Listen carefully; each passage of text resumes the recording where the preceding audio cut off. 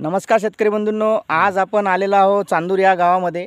या गावचे आमचे शेतकरी आहेत लक्ष्मणराव बंड. यांनी एक 3-4 म्हणजे जवळपास जून जुलैमध्ये एक सागवानची लागवड केली होती. तर आपण त्यांना विचारू की बुवा सागवानबद्दल थोडीफार माहिती त्यांना विचारू की त्यांना काय फरक पडला, किती वाढले, काय वाढले. हे रोप छोटं छोटं होतं पहिले आणलं त्यावेळेस जुलैमध्ये लागवड केली याची. लागवडपासून 2-2.5 फुटापर्यंत त्याची वाढ झाली. त्याची सोय जास्त नाही घेतली मी, बगर पाण्याचंच लावलं त्याला. बिन पाण्याचं ते 2-2.5 फुटापर्यंत त्याची हाईट झाली आणि कास्तकाराच्यासाठी फायदेशीर आहे.